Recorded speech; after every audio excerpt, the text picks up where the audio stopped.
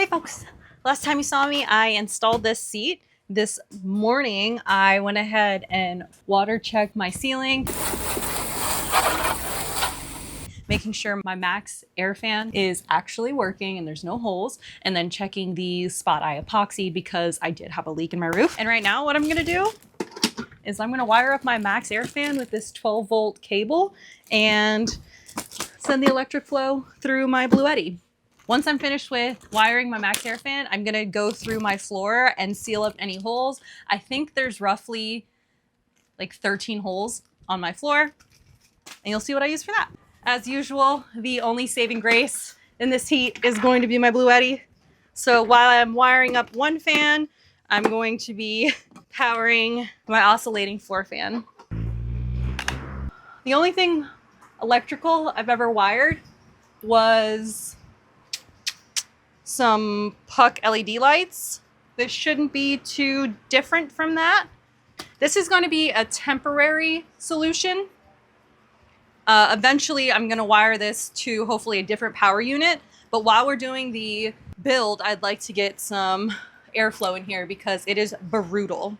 My plan is to just leave it in the front seat, my Bluetti in the front seat, so that way I can power it and eventually rewire everything. Positive and my negative. I use these ringlets and I'm just gonna wrap them in electrical tape. I don't want to do too much cutting. Directly from Maxxair fan, they already pre-crimped them and exposed some of the wire. But to give you an up-to-date on my current purchase amount, I've spent a little bit more than I thought I had. At this moment, I've spent $1,321.55. My biggest purchases were the Maxxair fan, the swivel seat, and I did purchase a hacksaw to cut the roof. I've also spent $350 on the seat for my specific build. Positive. You always do the positive first. When it's black and white, the black is the positive. Maxxair fan went ahead and labeled it for us. And then when it's red and black, the red is the positive. How do I know that? Because Google. So I am going to cut these and expose some of the wire. I don't like these wire nuts is maybe what they're called. So I'm just putting this through the cut portion, cutting again. I tried the 12 gauge. Just opening and closing a little bit because I can't really rotate for some reason. Every project, I think it's going to be so quick and easy and beautiful and amazing, and it never is.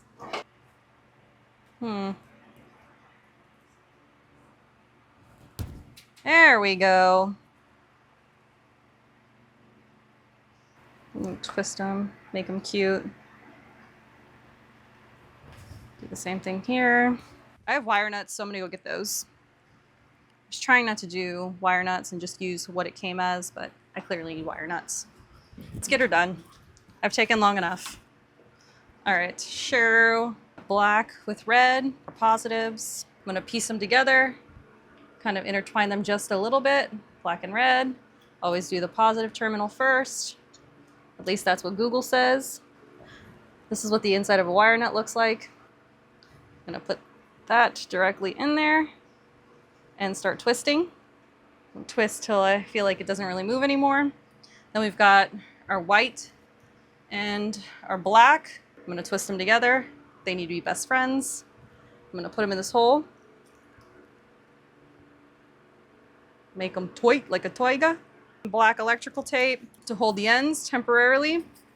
Now just a reminder, this is just a temporary solution until I truly am able to wire up the entire van.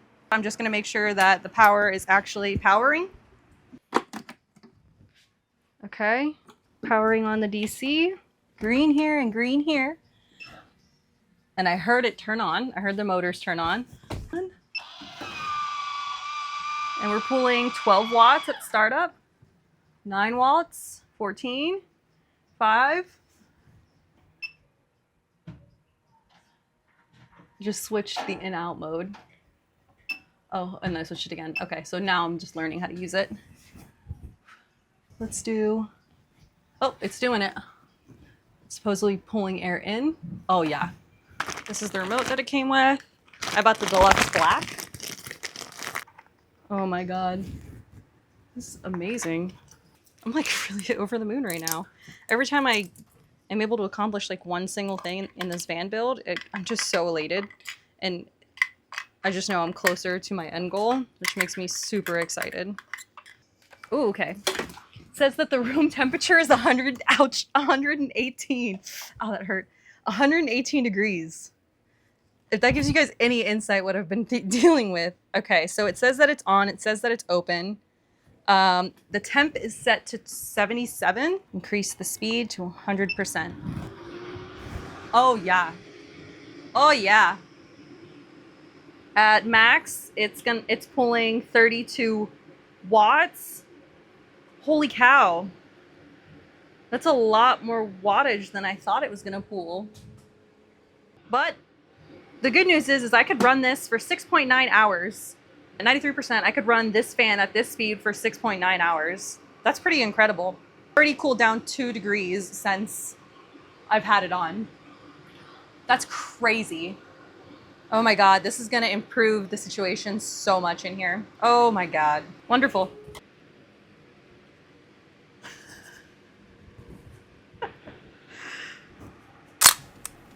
I'm happy, I'm happy. Oh yeah, yeah, yeah. Ah.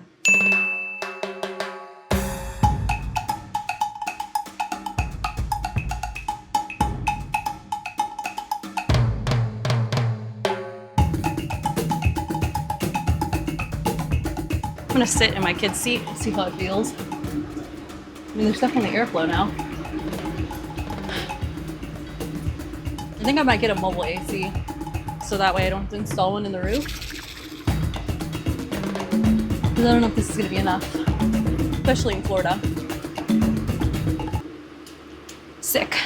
We're at 105, so this fan is already cooled down quite a bit. My camera is still reading hot temperature. So basically what I'm gonna do is take my butyl, which is a little melty. Pray for me. I'm gonna cut it horizontally, cut a little bit of little squares. Looks like we are temporarily back in business. Yeah, the heat really wouldn't have let my camera film anymore. That kind of sucked.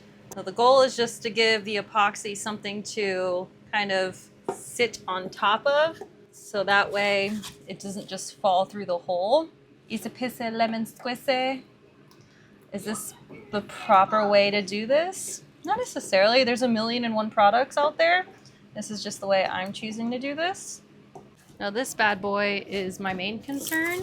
It's just an entire like hole where they dropped something and it created a divot. So I'm just gonna grab a fat piece of butyl and call that a day. Squish down the edges a little bit. Treat it like some hunky-dory bubble gum.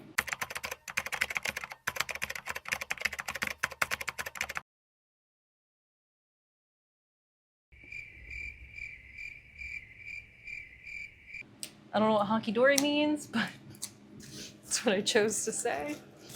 Butyl is done. Check. This is what I'm using. It says that you should sand the metal first, but I'm not doing that. Part epoxy mixture. Probably gonna need at least this much in this back end. I already threw away the stir stick, so I am using the back of a fork. Just wanna make sure that I'm going completely around the butyl. Oh yeah, I definitely need more than this. Using it like a spatula. Oh yeah. Gotta move quickly. Don't want your epoxy to set on you, do ya?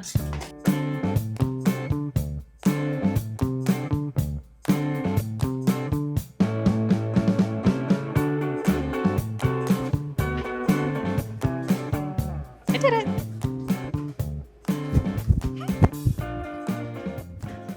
Now that the floors have all been sealed, next up is Kilmat, and then after that, some flooring. So get with it.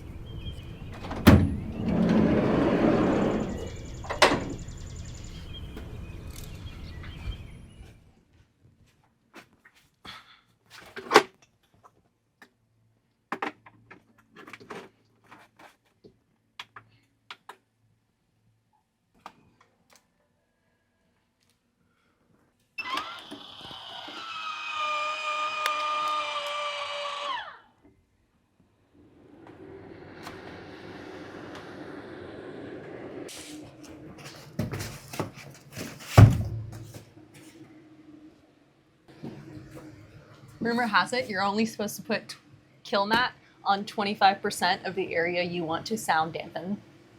So that's what I'm doing today. Wait, temperature of the ambient air and the metal of the vehicle body during installation must be at least 60 degrees Fahrenheit, which means you can't install this in the cold. Interesting. Well, it's really fucking hot over in this part of the world, so we're good. Apply the material to the entire surface, covering as much as possible of the part you are insulating.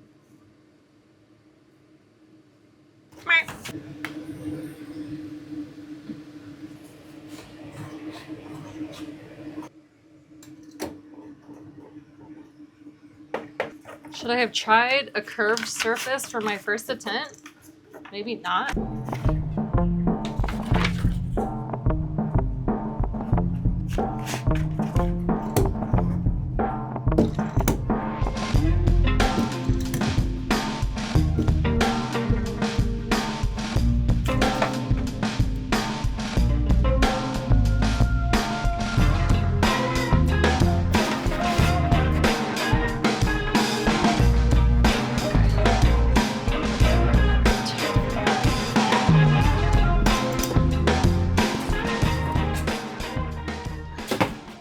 By the way, I'm using 80 mil and I have 36 square feet. So from what I understand, that should cover some of my walls and my wheel well. I have a secondary order coming in and that is an off-brand, but we'll see how it goes.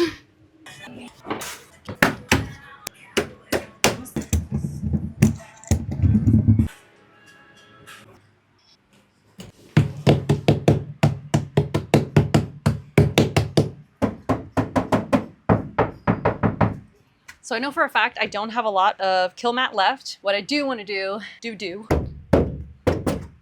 on this window, because this is where my kid is going to be sitting and it's so loud. It's so loud.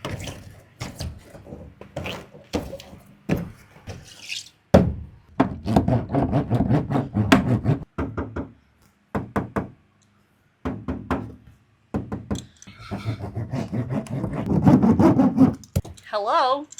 We woke up like a cranky, creepy baby. Wanna give it a go? Rolling it? Mm-hmm. It's like ASMR.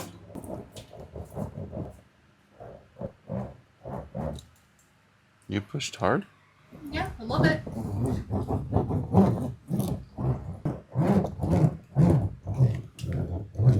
Hey, there's like a air bubble in this one. There's an air bubble?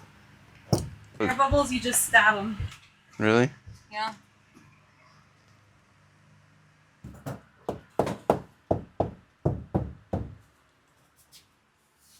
Wow.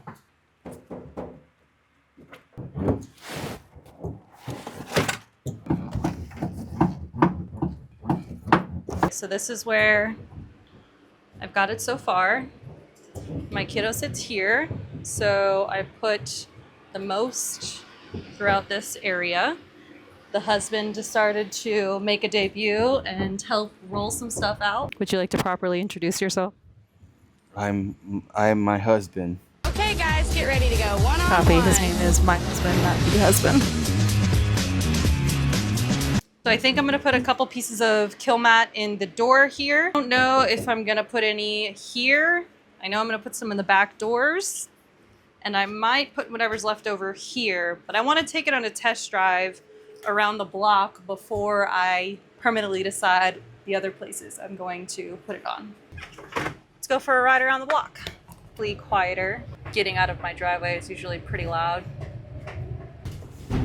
Oh, yep. As soon as those back tires have any difference in height. Boom. I've hit 45. And honestly, I can hear it's less tingy up front.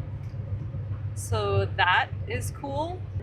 Okay, so I have 14 more sheets of the Kilmat. Let the time lapse commence.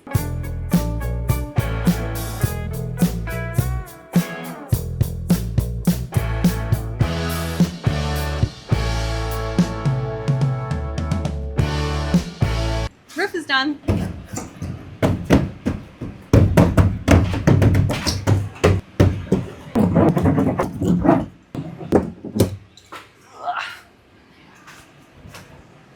Okay, so if you were curious, this is what 36 square feet of Kilmat looks like.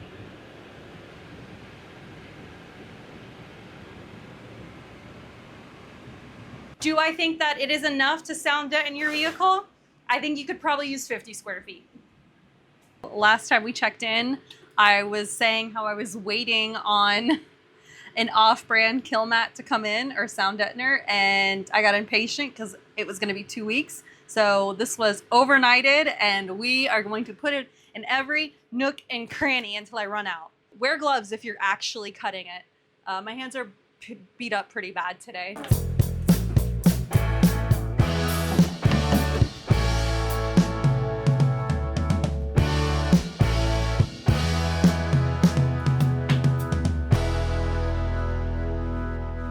Here are my thoughts.